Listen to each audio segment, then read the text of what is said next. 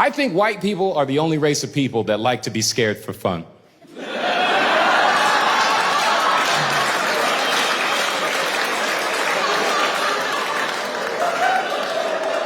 Like, you feel me? Not an attack. Doesn't make you bad. Makes you interesting. But not bad, but bungee jumping, skydiving, swimming with sharks, these are torture tactics. Some of you pay for them. That's a curveball. I just think white people get to have a different relationship with fear. Doesn't make anyone bad. I just think it's an interesting observation. White people can have a different relationship with fear. Like, I think white people are the only people you could walk up to and just be like, hey, you want to do something scary today? And y'all won't just outright say no. You feel me? You'll be like, well, what do you got in mind? You feel me? But like, you go to anybody of another race, they're like, fuck no. But like, white people have follow-up questions sometimes. They're like, well, what are you thinking? Okay. Look at roller coasters, right? Theme park owners know white people love being scared so much, you'll pay for a picture of your own face terrified. That's their business model. That's how reliable it is. They were like, yeah, that's where we're gonna get the rest of the money. I've been in so many white homes and seen a framed picture of the entire family terrified. Why? Why is that even a thing? I haven't been in one black family's home and seen a picture of 4 black people absolutely terrified. And they're like, yeah, that's the time I got stuck up at gunpoint, right there. That's us. This is where I tried to sell my kids for my own life. So wild to me, man. And understand what I'm saying, because I understand I'm generally speaking, right? I'm speaking in generalities. I understand there's special case scenarios for everything. So please, like, I'm not being irresponsible with this. Just be on the same page with me. I'm just saying, generally speaking, though, that kind of holds true. I'm saying, generally speaking, I feel like white people feel fear so rarely that y'all schedule it as a vacation activity. Like, you feel what I'm saying? Like, literally put it on a schedule. You're like, at 12, we're gonna have lunch. At 1, we're gonna pet a tiger. You're like, what the fuck are you talking about? A tiger? Huh? You know what no one black has ever said to me? I wanna go on a safari. Not once. I got so many black friends, no one's ever wanted to go. It's our country, and we're like, nah. But I have so many white friends that want to go. Doesn't make them bad. I'm just saying it's an interesting difference that you can spot and go, oh shit, okay. Why doesn't a safari sound insane to everybody? I didn't realize it was something we were so like polarized on. I thought we were all of the same mind, like that's fucking crazy. And apparently we don't agree. I never understood like why it isn't crazy. You want to go to the zoo without the walls? That's what we want to do? You want to take away my favorite part of the zoo? The part where they can't get me? That's what we're taking away? Oh, all right. Every time I go to the zoo, people are looking at the animals. I'm looking at the structures. I'm like, that's a good wall. Like that net. Love that glass. I've never understood it. Why doesn't a safari sound dangerous to everybody? It's not even a safe web browser. You feel me? You ever open up Safari in front of somebody with Firefox? They're like, what the fuck are you doing, man? They make it sound like you just fucked a hooker with no condom. They're like, well, close it, throw it away. Who knows what's in there now? It's so wild to me. I'll entertain it. Like, I'll talk to my white friends. Their defenses are so bad. And I'm not saying these are all white people's defenses. I'm saying you wouldn't want to be represented by my white friends. That's what I'm saying. The stuff they argue, I go, that's a bad one. They'd be like, just go on a safari. You're going to be fine. I'm like, based on what? They're like, you got a tour guide. I'm like, that nigga's not a wall.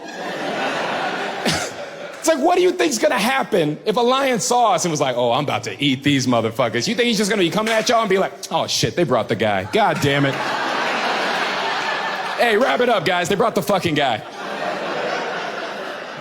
You don't think the lion just sees more food? That's what I can't get. Like, that's not how your brain works. You think if a lion saw a black tour guide and 2 white tourists, you don't think he's going, oh shit, dark meat and mashed potatoes? Oh, fuck. Looks like KFC came to me. Like, what are we talking about, you know? What do you think the tour guide's gonna do? Entertain him for a second. What do you don't think that's just a guy on the clock? You think that guy actually cares about your livelihood? A lion's coming at y'all, he sees it. You think this dude's just gonna step in the way? Oh, no, no, no, no, no, lion. No, no, no, lion. Not today, lion. You eat zebra, lion. Zebra, black and white. These people, just white, no good. No good. That's why we bring you mixed kid. Blade! Blade! Where has Blade gone?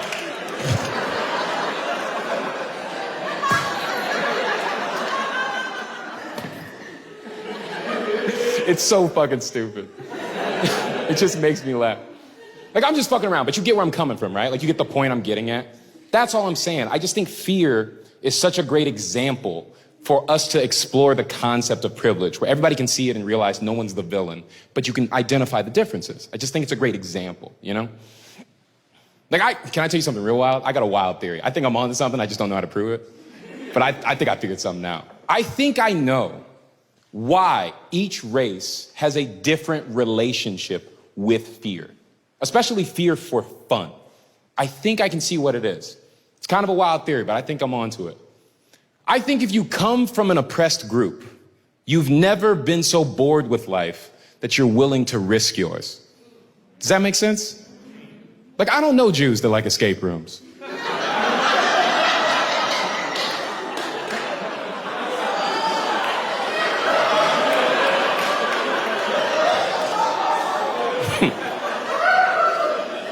Y'all know y'all came to a comedy show, right? Like, I'm not running for office.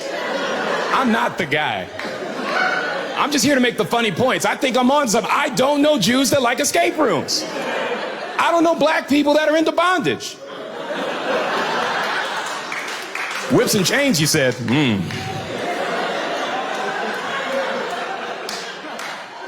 Fool me once.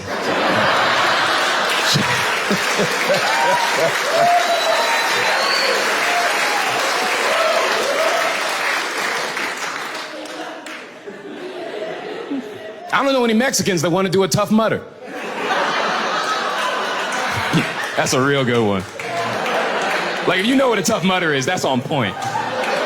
If you don't know what a Tough Mudder is, just so we're on the same page, a Tough Mudder, it's one of those races you do out in the middle of nowhere. It's a foot race where you're just going through an obstacle course. You're going through like water hazards, running over hills, running through like electrified fences. I don't know one Mexican who's like, again? Yeah, for sure. Yeah, let's do it. They're like, get the fuck out of here. I did that to get in, not fit in. Fuck out of here, my guy. All I'm trying to get at here, I'm not trying to attack anybody. I just want us to understand this concept better so we can get past it, right? Anytime I see somebody online or on TV or wherever say that privilege doesn't exist, I need you to understand, you're not a bad person, but you are wrong. All right, I'm not trying to come at you, but you are actually wrong and you sound ridiculous to people who do understand. Just take the time to understand. All right, privilege exists. Bro, I'm a 6'3" black man. There's not one person in here that thinks my dick's small. That's my privilege. I get big dick privilege. Doesn't matter if you're right or not. You didn't think it. That's my privilege, man. If I was an Asian comic saying all this same shit, you wouldn't have thought the same thing? Beyond, there's not one woman in here who's been at a bar, seen an Asian dude and been like, oh, he might dick me down. And he might. He might do it, but you weren't thinking it. That's my privilege. I get big dick privilege. It's a hardship I have to work over every day. Trying to overcome. But when you say privilege doesn't exist, you know what I always think of? It's always this story. It's such a banana story. When I was a kid, I remember telling my dad what my dream job was, okay? I told him I was 5 years old. I told him I wanted to be in the NBA. My dad is a black man from Alabama in the 1940s, okay? He's not a big dreamer, right? He's a very practical man. His vibe is more like, survive. I'm like, okay. That's what he's like. And I remember I told him I wanted to be an NBA player. You know what he told me? Just have a backup plan. I was like, God damn, can I dream for a little bit? I'm 5.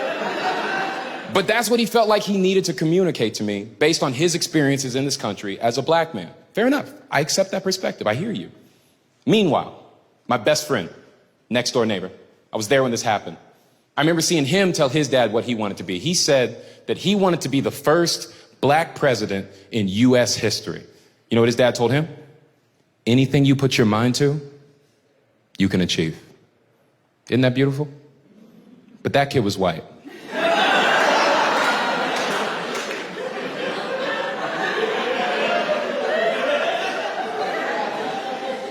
Don't tell me white privilege doesn't exist, my guy. I was there. I saw that shit with my own eyes. I saw this white father, who is a good man, I still talk to him to this day, see his white son look at him and go, I want to be the first black leader of the free world.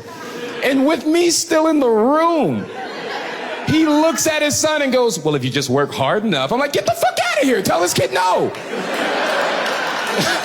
Tell him that one's not for him. Couldn't do it. Privilege is just such an interesting topic, and I don't want to harp on it too much longer, but I just want to drive this point home, okay? I do feel like if we're being fair to both sides, there are privileges that white people do get attacked for, and I don't think it's fair. If we're being critical of both sides and we're trying to come together, right? I do think there's one thing I've seen y'all do that I do find very funny, and I hope you find it as funny as I do. And I don't think it's fair that you do get slack for it. I do think white people are the only race of people that I have seen get offended on behalf of a group they are not a part of. Like, you know who to picture, right? That's all I'm saying. But here's the thing. I don't think that's something to attack you for, because I believe at its core that's something of goodwill. That just meant you cared for another group of people. You were trying to speak on their behalf because you thought you were doing right by them, right? That's a good thing. That's nothing to attack you for. It may not be the way we want you to do it, but that's okay, right? And here's the thing about it. It's a really complicated situation, because if you look online, you see this happen all the time. White people will do something on behalf of black people. Black people go, don't do that. And then white people go, oh, my bad, what would you prefer me do? And black people go, I don't know. And then we're just left nowhere. But both of those sides are fair. To be clear, those are both fair dispositions. Sometimes it's hard to come up with a resolution. You just know when someone isn't doing the right one. That's fair. And it's fair to care and not know what to do. So it still leaves us in the same place of what do you do when you're trying to have someone else's back. I think I came up with something. Hear me out here, all right? Listen, I think this is a universal way to show support for a group you're not a part of. You can use this in any group. I don't know anyone who would turn this down. And I don't know what you do after this, but you can always start with this. I'll give you an example. As a black person, if I'm there, I don't like it when I see somebody white tell somebody else white that they can't say the N-word. Because that's my line. You feel me? Like, that's what I get to say. Why are you trying to upstage me, man? This is my big moment. You know what I need you to do? I need you to say motherfucker after my line. That's support. You get what I'm saying? Dude, I get to go, you don't get to call me a nigger, and then you come in like, motherfucker, and I'm like, okay, so now I feel strong. I feel supported. We're a team. You feel what I'm saying? I'm done with allies. Be my motherfucker. I need more of those. That's what I need. Because I don't think there's anything scarier to a racist person than a black man with a white army. He'd be like, oh, fuck, his cause must be good. I think that's actually scary. Stop being my ally. Be my motherfucker. I don't know when I started caring about all this kind of shit. If you saw my show like 5 years ago, I wasn't talking about nothing like this, you know? I don't know what happens. I got older. I don't know. Started voting. You start voting, you're like, all right, I need to throw some opinions out of here because I'm hearing some wild shit. It's weird as you age, the way your priorities change, the way your life changes. I'm not trying to be like aging sucks. I'm cool with it. But it is weird the ways in which you'll age that you didn't anticipate. Does that make sense? Those are the ones that are weird for me. Like the regular one, like my knees are sore. I got to wake up early. I'll probably go to a matinee. Like those are I'm fine. I was ready for that. But the weird ones where I'm like, nobody told me that was part of it. What the fuck is going on with me? Like the other day I heard a rap song I couldn't relate to one part of. I was like, what the fuck was that? That's a weird moment of self-realization. Look, I don't know if you've ever been black before. I've done it my whole life. Yeah. If you hear an entire rap song and you end up going, shit, I don't think any of that was for me. What a weird moment in your black existence of like, where do I fit into this? I still remember what the guy said. I swear to God, I think you'll relate. I remember he went, I got an actress on my mattress. I'm gonna hit it 3 times in one night. That's a hat trick. And my brain just went, exhausting. That's all I felt. 3 times in one night, I was like, not for me. That's crazy. 3 times, bruh, you don't got work in the morning? Nobody's pussy's better than sleep. I'll tell you right now. And that's not an attack. The older you get, the truer that rings, and you fucking know it. That's not an attack. Ladies, I'm sure your pussy's great. Sleep is good. I like sleep more than sex, and it ain't even close. I know that. You know how I know I like sleep more than sex? I go to sleep every day. I don't miss one. I only have sex sometimes. And even when I have sex, when I'm done, I'm like, God damn, I want to go to sleep. If that song was about me, it would have been like, I got an actress on my mattress. I'm gonna hit it 1 time, then I'm napping. That's my entire... I'm like, yo, hey. Trying to hit them NyQuil bars, bruh. I just think it's so weird to see the things that make you change as you get older. I think it's weird to look at other people your age and see the shit they care about versus the shit you care about. You ever seen that? You ever on Facebook and you're like, what are they fucking ranting about? You ever have those moments where like, this is the hill you want to die on? This is the cause you stand for of all the things? Have you seen this group of people that's trying to get Disney's Snow White canceled? Oh my God, I'm losing my mind over it. There are adults, our age, voters, people whose votes count the same as yours. They're out here trying to bring down a cartoon. They're so dedicated. Have you heard the argument? She never gave consent to the kiss that woke her up. That's what they're arguing. Now listen, I'm not trying to be on the wrong side of an issue. I'm not trying to sound like I got some hot takes. I'm just saying, you've all seen the movie, right? We've all seen Snow White. All I'm saying, it really feels like they're leaving out the whole he did it to save her life part, huh? Is that not a crucial detail in the context of that circumstance? Like if you were the prince and that happened to you, wouldn't you want to confront her like, hey, you want to explain the rest of that though so I don't sound like a creep? Appreciate that, because you got me out here sounding like Bill Cosby right now. And I'm just saying that dude was putting them to sleep. I'm just waking him up. This is a totally different thing. I don't think you should be allowed to make someone who attempted to save your life out to be a predator. That's the only line in the sand I'm drawing here. I think that deserves to be defended. If I tried to save you, I'm not a creep. When I was a kid, when I was 7, right? I grew up in Tampa. When I was 7, I was at the beach, right? And I remember I was swimming in the ocean. I'm swimming poorly, if I'm being honest. I'm drowning. Let's be honest. I'm drowning. I'm for sure drowning. I passed out. I sunk under the water. I had to be saved by a male lifeguard. I shit you not, I woke up on the beach to a male lifeguard giving me mouth-to-mouth resuscitation. And when I came to, I completely understood what that situation was. There was no confusion. I wasn't like, oh, nigga, I'll see you in court. Okay.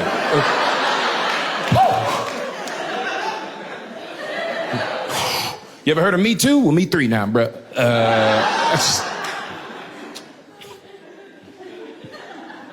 I just think it's such a weird circumstance to like, this is the hill you want to die on for this argument? I'm not against consent culture. I'm asking, is this where you really want to make your stand? Within this premise? That's what's odd about it to me, you know? Like, have y'all gone back and watched the movie, like as adults? It's weird, man. It's real weird. Do you remember what the curse is? True love's kiss will wake her up. That's real specific. Like, they really narrowed down the danger that could have come. You got to be pretty sure to go for it. It's not like they went, hey man, first one to kiss her gets to keep her.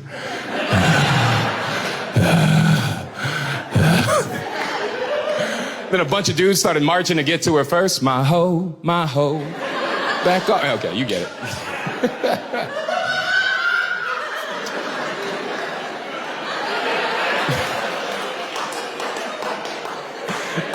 I'm just saying, it's just such a weird place to make your argument. And I can understand, to be clear, I can understand where you're coming from. If you were just like, I just wish it wasn't a kiss that he had to do to save her. I can appreciate that. I'm just saying, but can you stop making it sound like he squeezed a titty when he did it? That's more where I'm coming from, you know? I want to make this very clear, because this is a tricky topic to make jokes about, obviously. At the end of the day, I understand my place within this premise, right? I'm a man lightly making jokes about sexual assault. I understand that.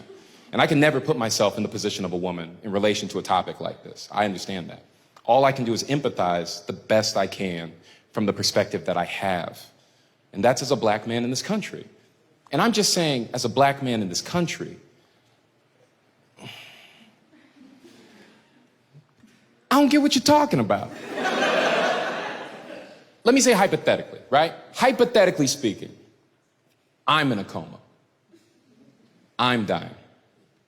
And you say the only way to save me is for a white dude to whisper the N-word in my ear. Do you see what I'm saying? Here's the kicker. If we're being honest, I don't need him to ask for my permission. My life's on the line. There are bigger priorities at hand. Do what you gotta do. Bro, I don't care if you whisper. Get on all fours for all I care. Nigger! Nigger! I'd be like, hey, I heard you the first time, Steve. Goddamn.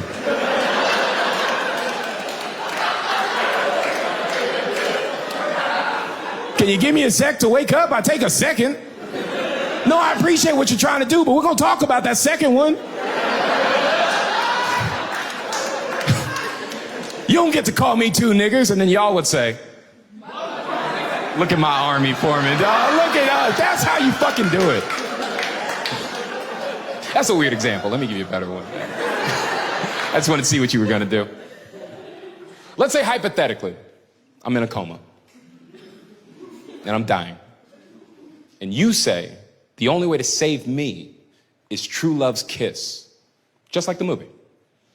I assume y'all would want that handled the exact same way I would want that handled.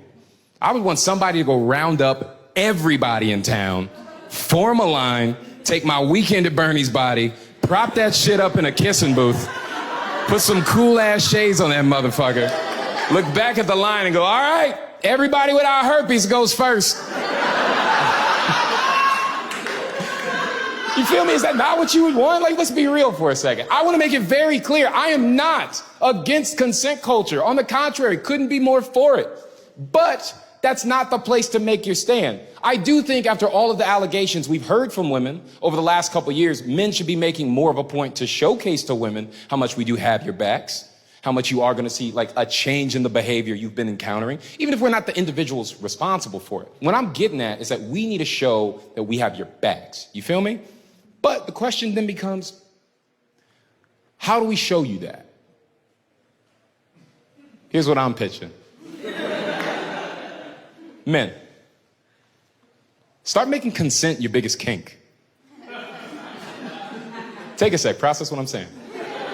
Start making consent the kinkiest shit that you're into. Start being a fucking freak for yeses, you feel me? Like after the Me Too movement, show them what you've learned. Anytime a woman goes, how do you like it? I'm like, with permission. Like I lean in. I lean in. Bro, I don't unzip it till you say, please. You could be like, get over here and fuck me. I'd be like, is that how we ask?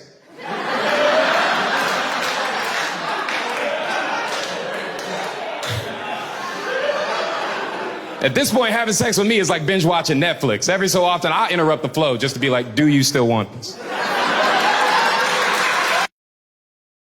I'm gonna be talking about race. And I never used to have to do that when I came on stage, but over the last couple of years, people get very sensitive if you bring up the issue of race or racism or racial rhetoric. You have people like Lawrence Fox who say stuff like, you know what, maybe if we stop talking about it, it would go away. When has that ever worked for any social ill or personal ailment you've ever have? If you went to a doctor and was like, there's a rash on my genitals, and he said, ignore that shit, you would say, I'd like another doctor, please. I also notice people always say, oh, here we go, you liberals, always whining. First of all, I'm not liberal, I will kick your mum in the face. If you're racist. Second of all, how can you be called a snowflake if you're liberal or care about other people? Like, when you think about the nature of a snowflake, you can't describe me in that way. Like, what's a snowflake? Individual, white and cold as fuck, and tend to disappear in warm climates when black people are having a good time. Couldn't be further from the truth.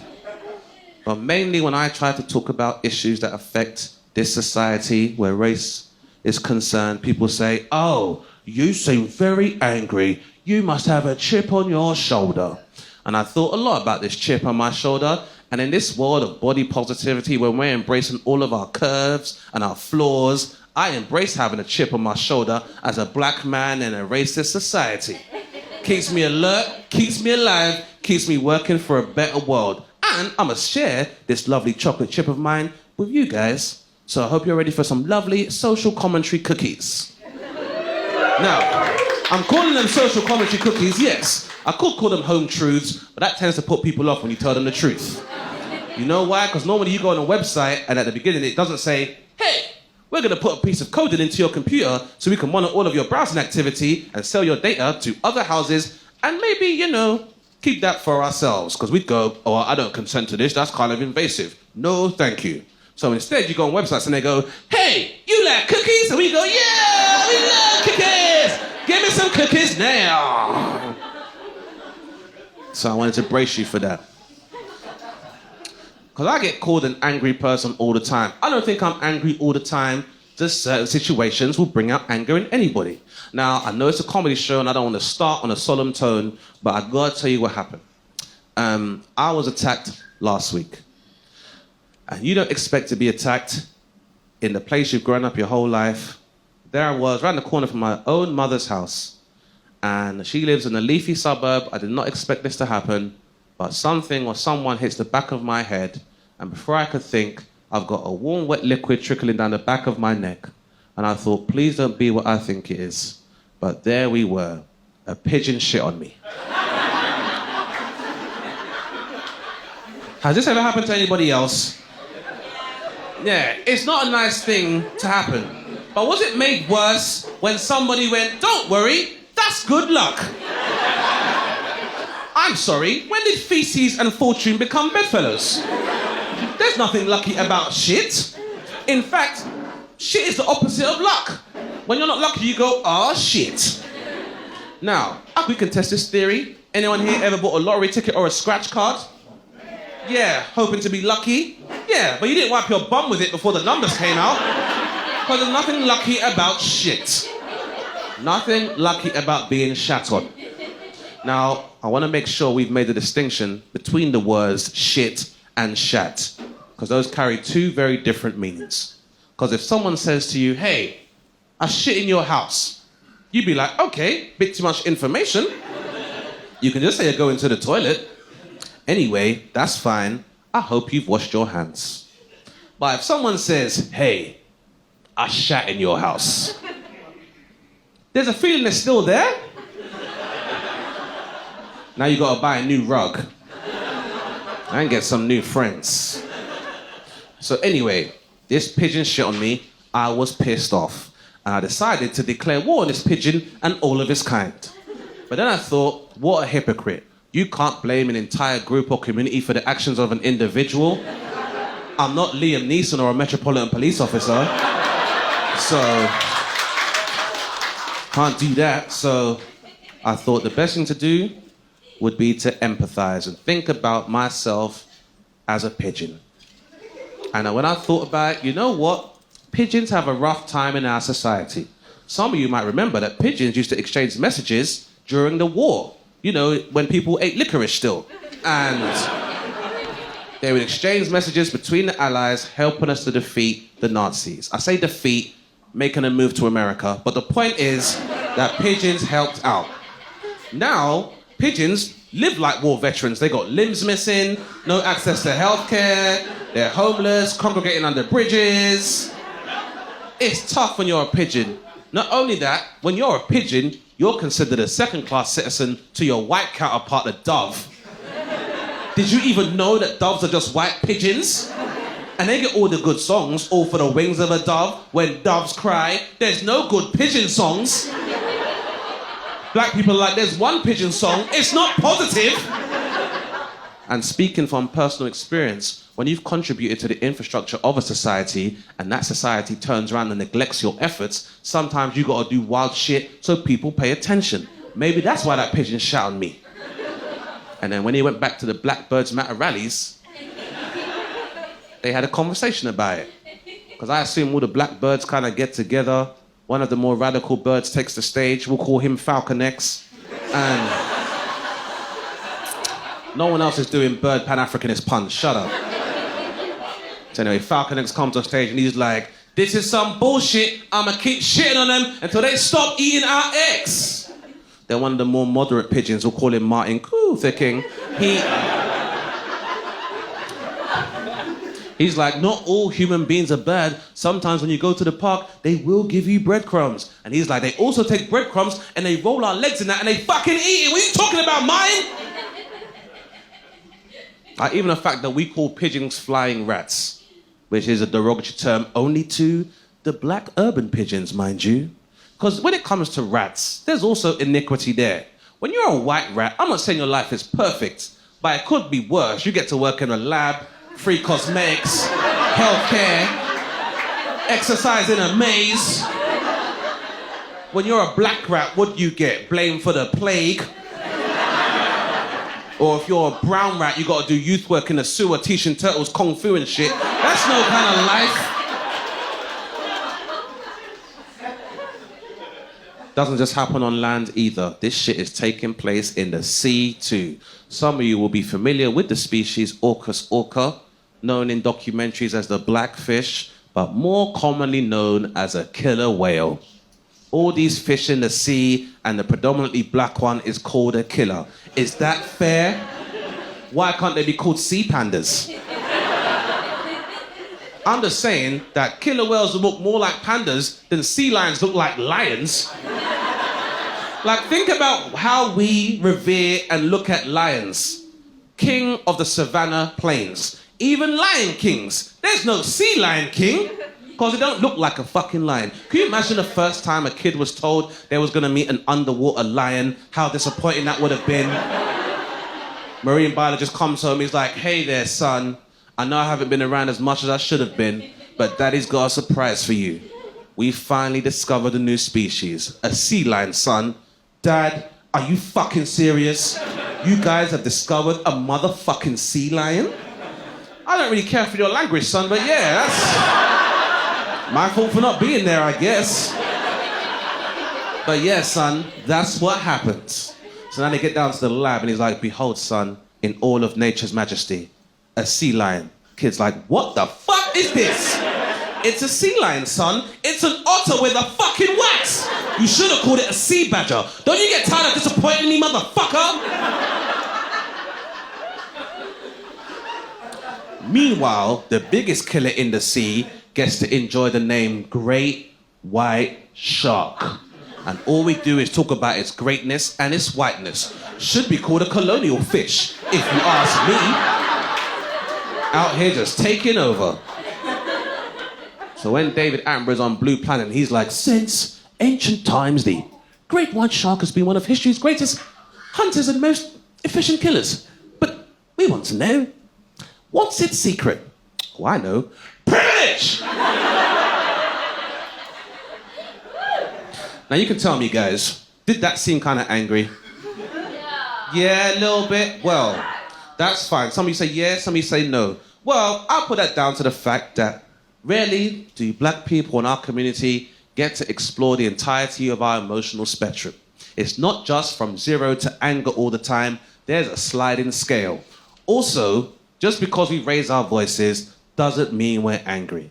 If you learn nothing else today, moving forward, think of black shouting the same way you think about white women's tears. In that sometimes when we do it, we're in a good mood.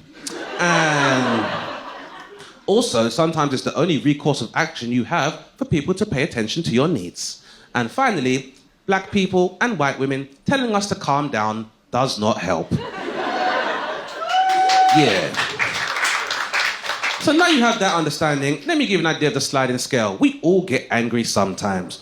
And I don't go from 0 to 10, it's a scale. So like 1 for me would be like, you know when you go into a room in the dark, or you're not looking, and you stub your toe on some furniture, but it's so painful, you're like, someone is trying to kill me in my own home. Because once I went into my nephew's bedroom, he had a Buzz Lightyear on the floor, I stepped on it, and I was so angry, I was like, I wish this was Toy Story and you could come to life, because I'd fucking kill you, Buzz. Right.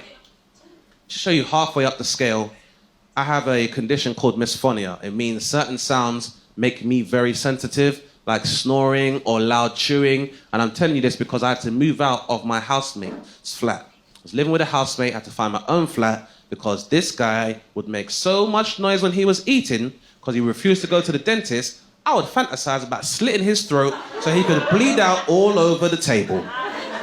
Now, be honest with me, guys. Does that seem kind of dramatic?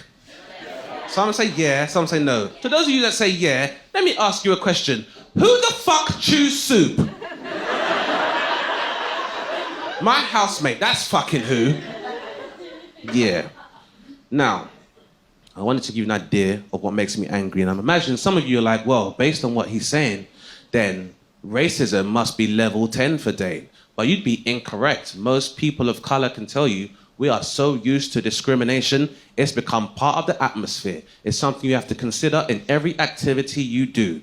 Anything you do, you gotta think about how it's gonna affect you as a person of color in Western civilization. So I would say no, racism is not a 10 for me, it's more like an 8 or a 9. 10 for me would be people still denying that racism exists. And those people are still out there. And some of them are black and brown people too, trying to find work and avoid getting shape-ups at barbershops. The point is, thank you black people that got that. But the point is that, you know, can we still deny the existence of racism in a post-camera phone society, in a world where there are two men called Ray Charles and Stevie Wonder, who between both those guys have written at least 3 songs about racism. So if a blind man can see it, it must really exist. Some of you like, but my brown friend says, your brown friend can't play the piano with his fucking eyes closed. So I know that the conversation about privilege is a hard one to have because you live in a capitalist society where you're told you got to work for everything, be a part of this rat race, and for you to win, someone lazier than you has to lose. You've all got the same 24 hours. Right, to get out there and do some work.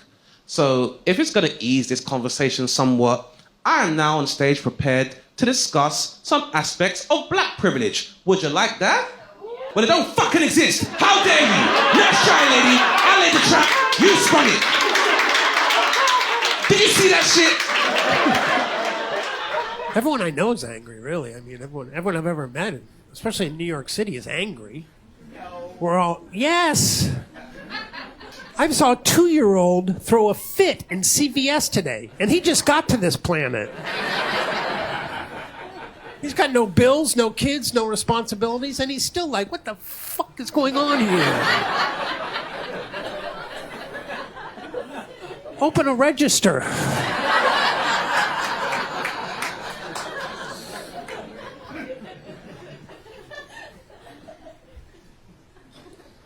Anybody here in therapy? Yeah, over there. Oh, good for you. Is it working? Oh, good. I feel like the only reason you feel good in therapy is because you're on a couch.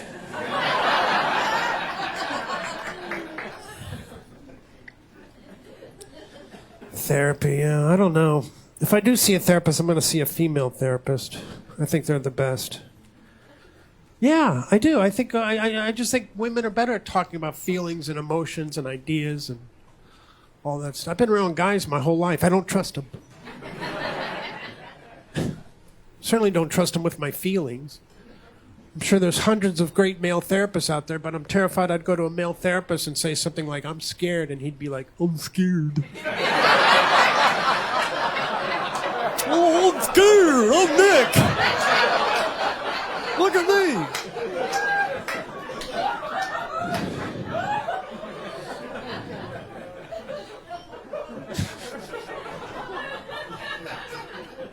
I don't know. It's just men. Men are not good with their feelings. We're just not. It's not a big deal. It's not a huge deal, you know, but we're just not. Feelings are like crayons. They give you 64, but you only end up using like 3. I use like 3 feelings. Anger, despair, nothing. And nothing's the big one. Nothing's the big one. I can't tell you how many times someone's told me a long story, and at the end of it they say, isn't that sad? And I'm like, I don't know. Sort of. It was long.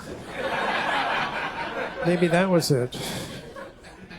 Let's talk to my buddy. He told me he was horny. I said nothing. Telling someone you're horny is like telling them you have diarrhea.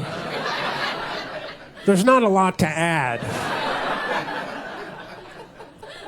Should have taken care of that before you left the house, I guess. I don't know what to tell you. That's what he said to me. I'm horny. What did he think I was going to say? Oh, all right, come here. Let's get this over with. You owe me.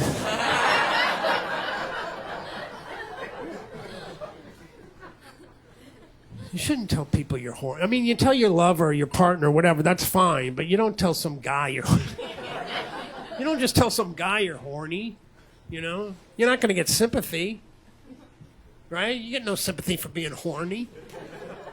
It's not like you're sick. You can't call in horny to work.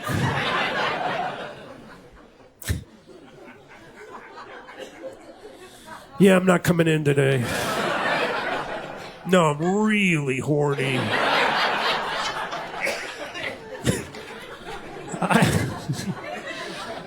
I don't want to give it to everyone else.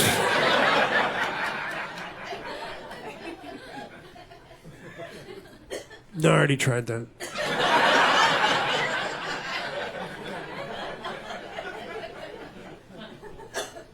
And I'm not stupid. I know there's more to life than just sex. We all know there's more to life than just sex. It's just that sex is so much better than those other things. There's other stuff, but it's so much better. It's dominating. I mean, I love cookies. I do. I love cookies. But if I do not have access to cookies, I will not download a movie and watch two other people eat cookies.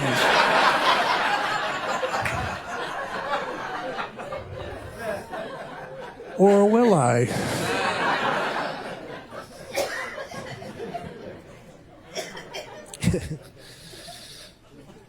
Yeah.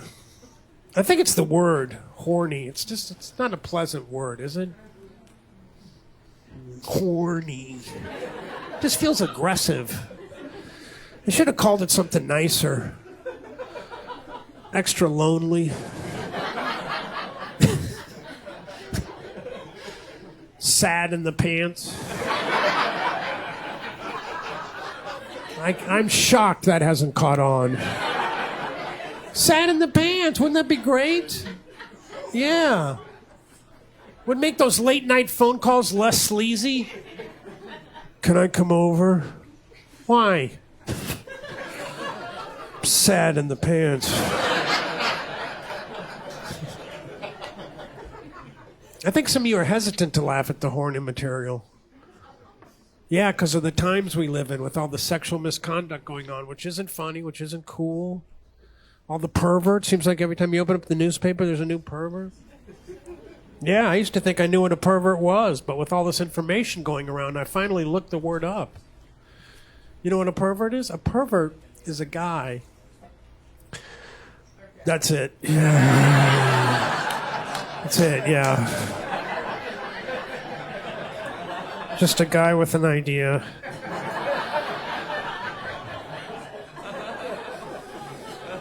Guys are not doing well right now. Guys are not going to make the playoffs. Right? It's just not good. Just look at the news. It's all guys. They shouldn't even call it the news. They should call it shit guys did today. And now Susie with the weather. Don't touch her! A lot of couples, that's good. Love. I'm in a relationship.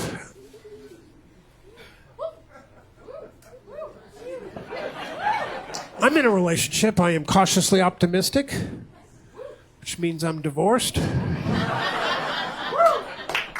Are you divorced over there? Divorced? You're divorced? Oh, you're just happy I am. All right. You usually don't get that kind of support. Yeah. For those of you who don't know what divorce is, Divorce is when the person who knows you better than anyone in the entire world thinks you suck.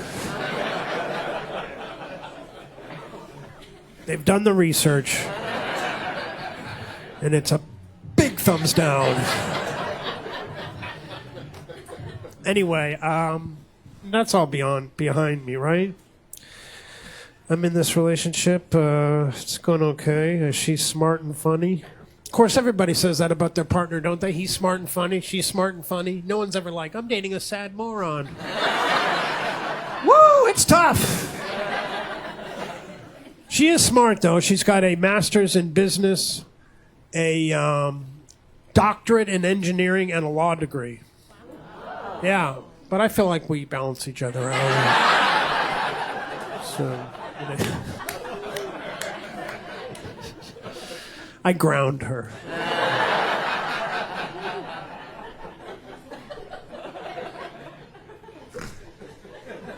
I don't know. I love her. My buddy said, how do you know you love her? I'm like, I don't know. What do I got to convince you to?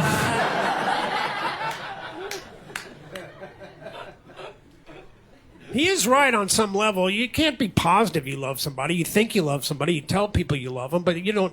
There's no way to confirm it, right? There's no test. There's no breathalyzer for love.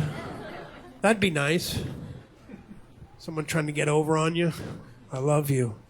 Oh, really? Blow into this. We have a realistic kind of love. We don't have that Hollywood kind of romantic comedy, everything is going to be fine kind of love, right? You know? Matter of fact, we were watching a movie the other night, and The Rock was in it. And he turns to the woman in the movie, and he's like, I'm not going to let anyone hurt you, ever. And then she looks at me, and I'm like, well, you know. Certainly do what I can, but I'm scared too.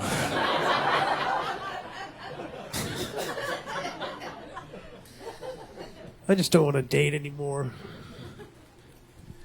Big thumbs down on dating. Because I'm old. I've been doing it forever. It's too emotionally exhausting. That's the big problem. It's emotionally exhausting being in love. Like when you try to find out, when you try to meet somebody. Because what is dating? Dating is basically one person walking into a room and saying to another person, huh? Not bad, right?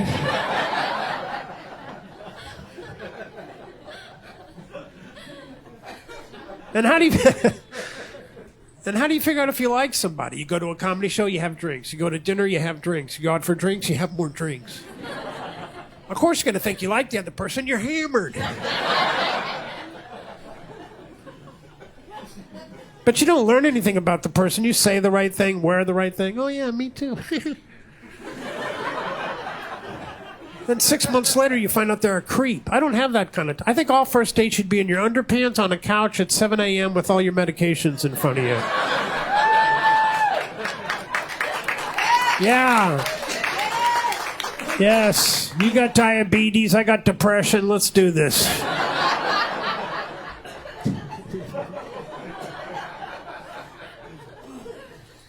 I don't know. I really don't. Dating. I don't even know. I just with the sex too, and that's hard. It's difficult to say. I don't even have that many. I don't have as many sexual thoughts as I used to. I don't know what happened. I think my porn director in my head is so exhausted from his early work that.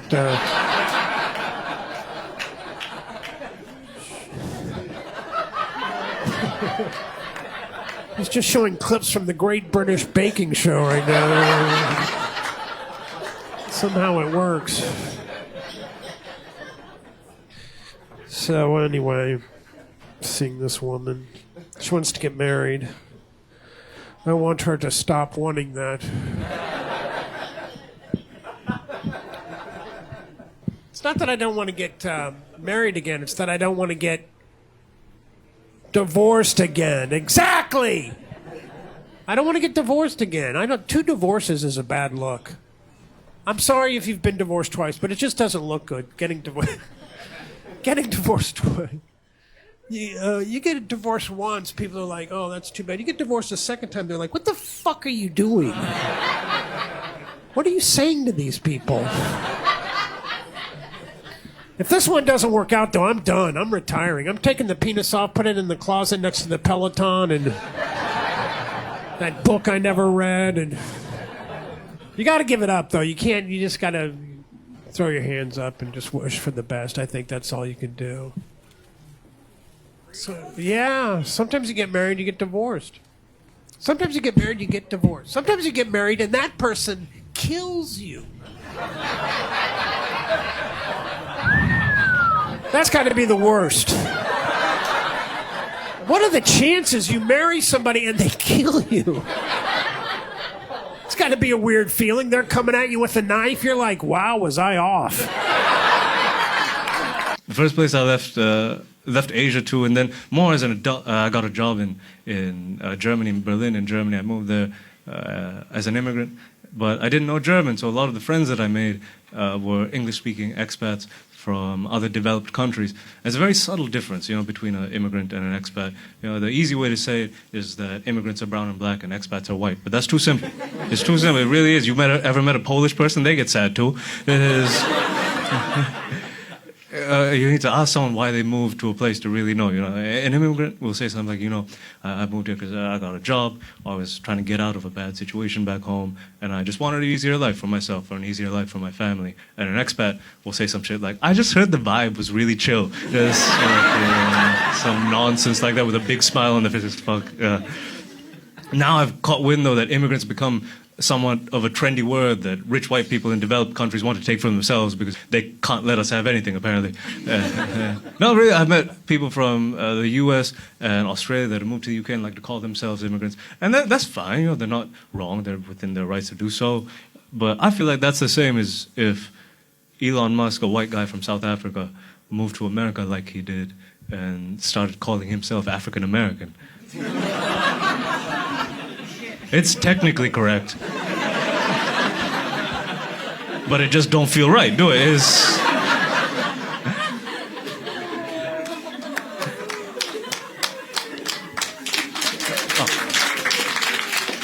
Now you can tell talking to people. I remember soon after I moved to Berlin, I was out just trying to make friends. I didn't know a single person in this goddamn country. I met this guy he was from Sweden. And we got to talking, and he was like, yeah, Berlin is really nice, so vibrant, so multicultural. As another thing about expats, they like to have black and brown people in the background, but not be friends with any. We're like houseplants, we add to the atmosphere, It's so vibrant, so multicultural. That's what I mean. But the water is very hard in Berlin. And I just moved from Sri Lanka, all right? This was the first time in my life I had heard of the concept of hard water. I thought the categories were drinkable and not drinkable. I just met the guy, I was trying to make a new friend, so I just went along with it. I was like, yeah, man, I get it. Oh, I can relate. The water is very heavy back home, too, because we got rocks in it, same but different.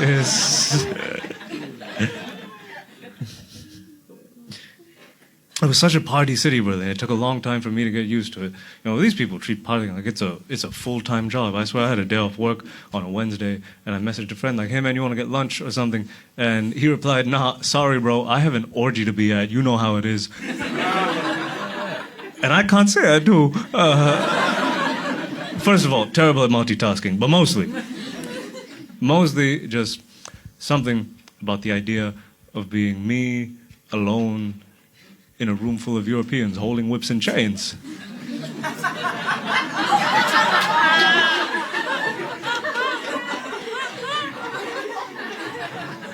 Just historically speaking, I did not feel like it was the best life decision. But he was very nice. He tried to convince me to come along anyway. He was like, come on, man, it's on a boat. That's even worse. Wow.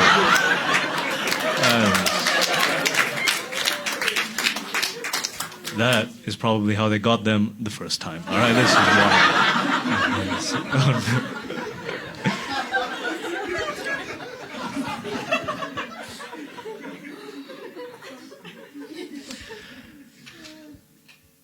So I went. It's very interesting. It's not like you just show up and people are just having sex as soon as you get there.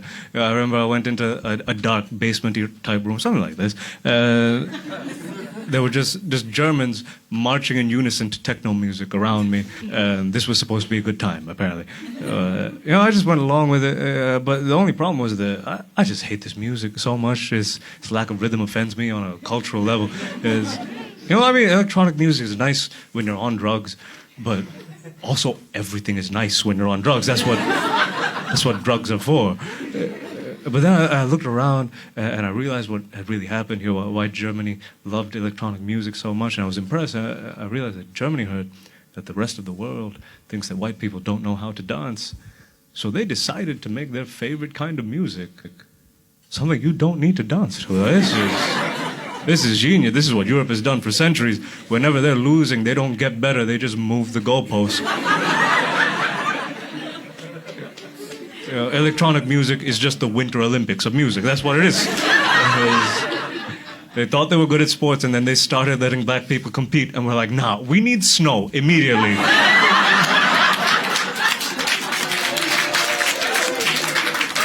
We need to hit the slopes right away.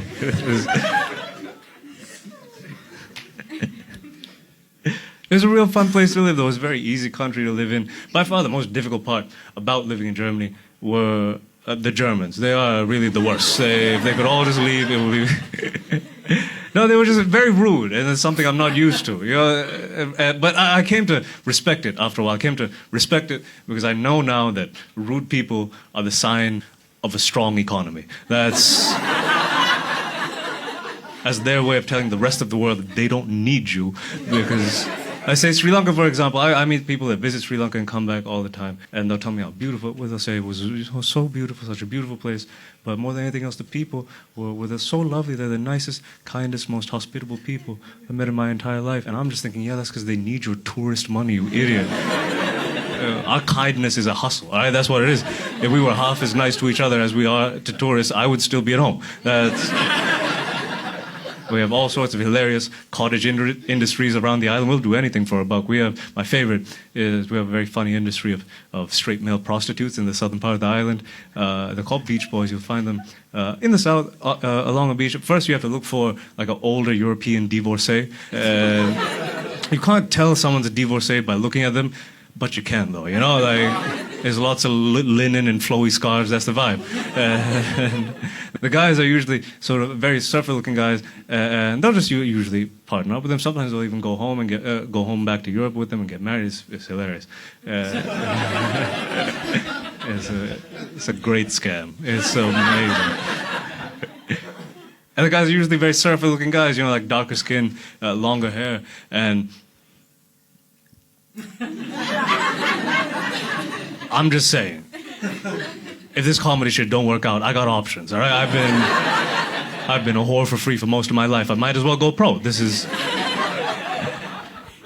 feel like the same thing doesn't quite happen here, though. You don't get that much sex tourism in the UK. You don't get women from other parts of the world flying into the UK and going to a Weatherspoons in Bolton. Cruising for a builder named Raj. It just doesn't work out like that.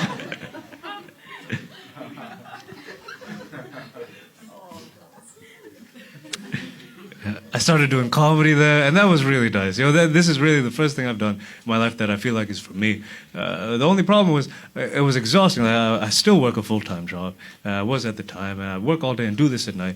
I was just, this sitting down thing is not a part of the act. I'm just tired. You know how exhausting it is being this exceptional? Right? I'm 27 years old. You look in my eyes, that's a 72-year-old man looking back at you. But a lot of the people I started comedy with, I just noticed that they had a lot more free time. They were a lot more chill. A lot of them didn't work jobs even. I wondered how that was working. And they just said, no, we if you're European or from other countries, you can just claim unemployment.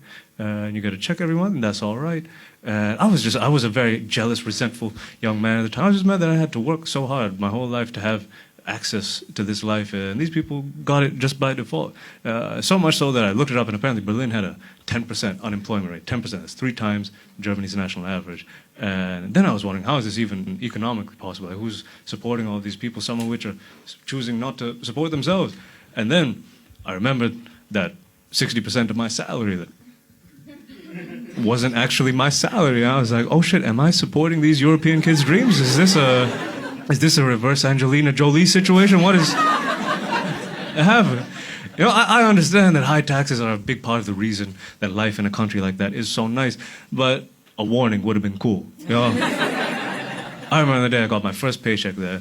I read the first line with the total amount, and that was more money than I had seen in my entire life before that point in one place.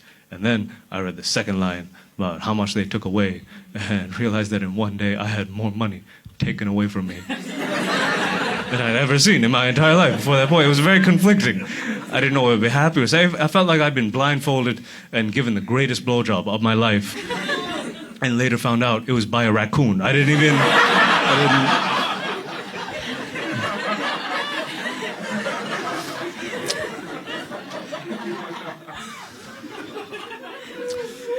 For my conscience, I need y'all to know that that joke doesn't make sense. And it only works because raccoons are inherently humorous creatures. Yeah.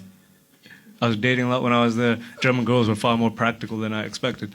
This one girl, we got together towards the beginning of winter, and she broke up with me towards the beginning of summer. It turns out she was just in it for the body heat.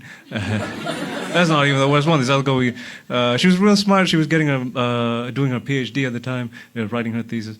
I used to like her a lot. She used to ask very interesting, insightful questions about Sri Lanka, about my culture, about where I'm from. And it made me feel very special until I found out she was writing her thesis in South Asian studies.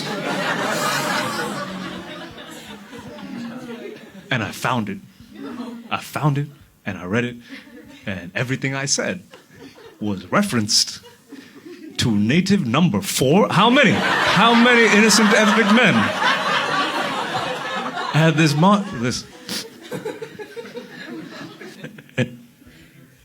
I felt bad for how good my life was there, you know, because you never quite completely forget where you came from. And this whole time that I'm living away from home, I'm aware of how hard it is for people back home. And I'm just out here in Europe doing comedy and going to orgies and shit. I felt like a selfish person. I really think I am. You know, the UK is a very conservative country. A lot of people here are very afraid of immigrants. And speaking as an immigrant, y'all should be more afraid. Like, we're the worst. We really are. We're the most selfish people from our respective places.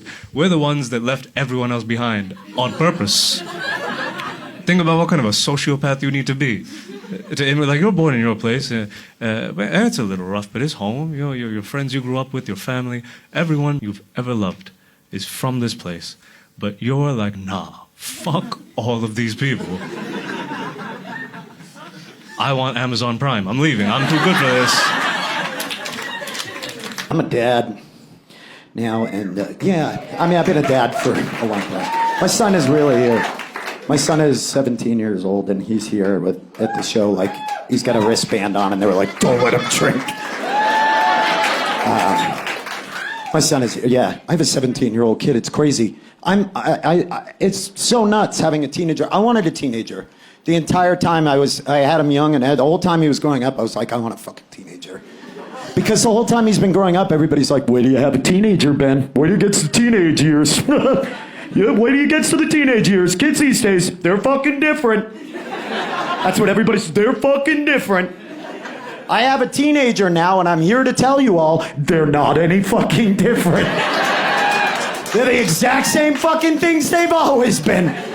It's crazy. In fact, my son, when he was turning 14, I remember this vividly. I went to him and I was like, hey, dude, what do you want to do for your 14th birthday? And he was like, I don't know. And I was like, make it cheap. Let's not go. I thought he wanted to go to like a gaming cafe or to race drones or do something futuristic. And he was like, no, you know what, Dad? Honestly, I just think me and my friends want to go roller skating. And I was like, what? And he's like, yeah, I just think we want to go roller skating. And I was like, that's the most American teenage thing ever. What one of us as teenage kids didn't go roller skating when we were in middle school or whatever? Look at you, even you, felon-looking guy. You're like, yeah, fuck yeah, I roller skated. It's crazy. We all did it. And you want to know what my son and his dork friends did at that roller skating rink? Do you want to know?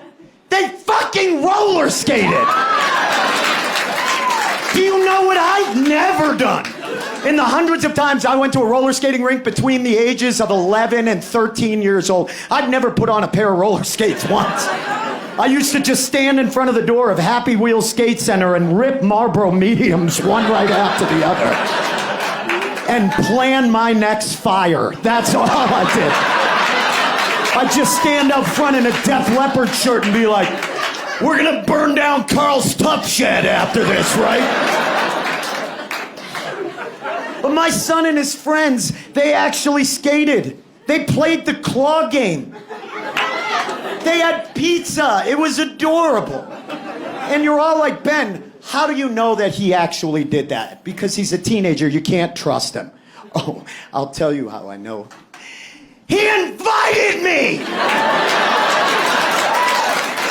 My fucking teenage son invited his dad to go roller skating with him at his birthday party.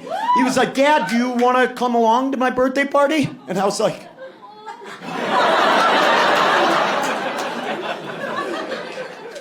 yeah. Yeah, Daddy wants to go skating. You'd have me? And he's like, as long as you don't call yourself Daddy for the rest of the afternoon. And I was like, yeah, you're right. I guess your generation has ruined the word, haven't you? Oh, God. He was like, are you crying? And I was like, I've been to jail. And I was like, I would have never invited my parents anywhere. Like, I would have never, and he invited me, and it was so cool, and I was like, fuck, I'm going roller skating with my boy. Oh, what am I gonna wear? Like, that's a big thing. And I was so fucking pumped, and I'm like, what are we gonna do? And he was like, Dad, why are you so psyched to go roller skating? And I was like, kiddo, I used to roller skate as a kid. I haven't been into one of those shits in like 26 years. I can't wait to go inside that building and see all the cool ways in which they've updated it.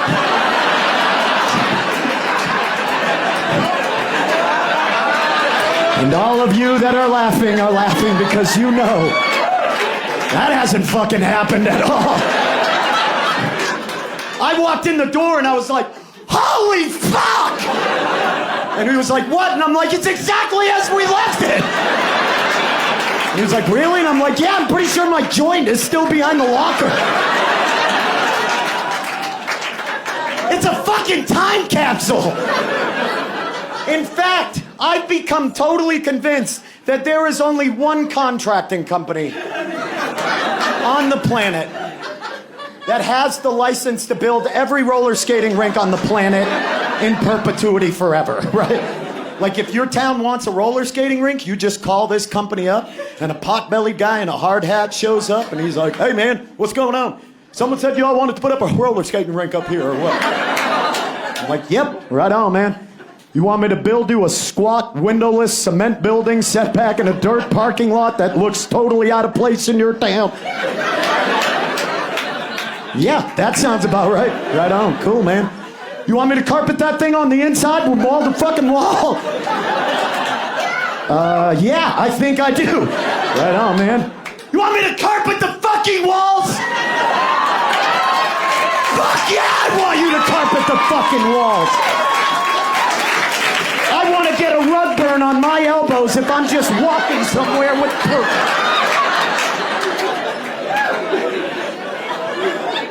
Why are the walls always carpeted? No one has ever asked that question. What a weird design thing. And everyone, it's uniform. It's just like, did roller skating rinks turn into the creepiest BDSM clubs after hours? Like at 2 a.m, are there just fucking cable executives cheese grating their balls on the fucking wall? That, and I had forgot that roller skating is a fucking enigma. It's one of the weirdest pastimes on the planet. Because if you think about it, it's one of the few pastimes on the planet where if you're really fucking good at it, it sort of creeps everybody the fuck out.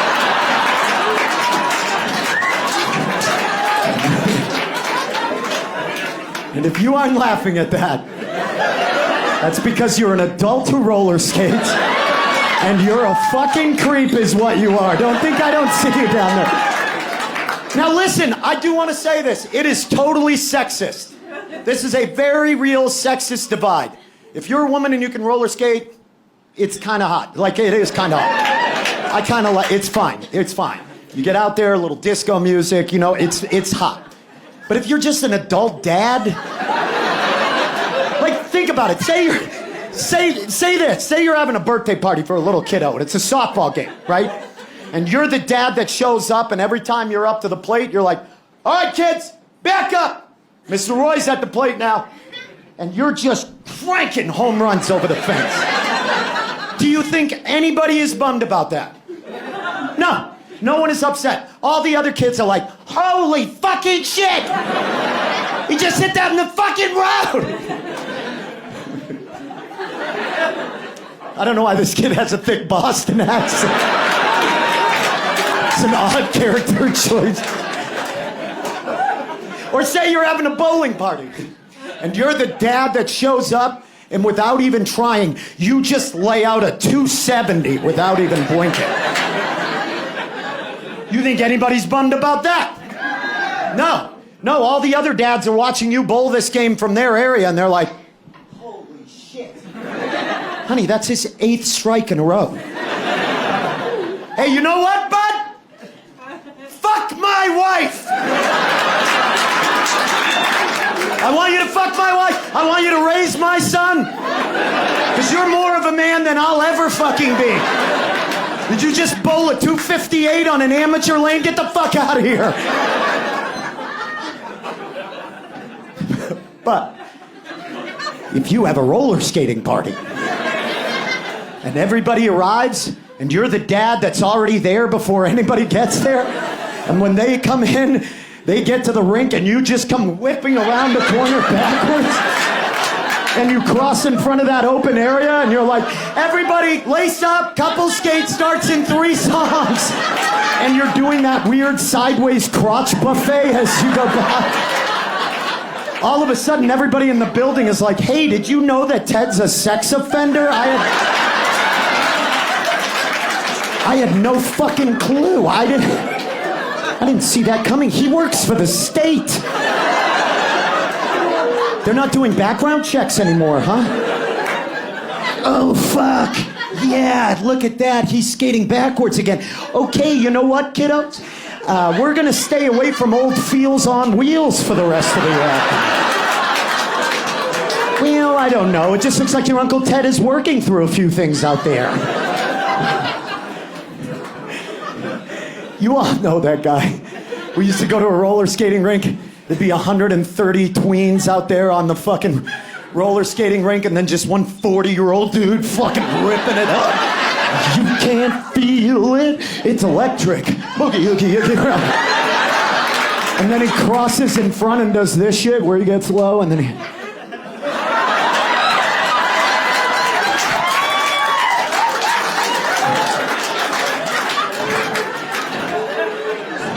One of you assholes in here does that. And you think it's funny. You're sitting here laughing. You're like, yeah, that's me. I skate well. But little do you know, you are playing with fucking fire. Because if you don't know it, let me tell you all. If you're an adult male over the age of 35 years old, and you turn a corner at a roller skating rink by crossing one skate over the other as you go around that corner, you are automatically a level 2 sex offender in the state of Colorado. Yeah, you now have to register with your neighbors when you move into an area. You want to be a dad who roller skates? Get your ass out. Grab the railing, pull yourself along the wall.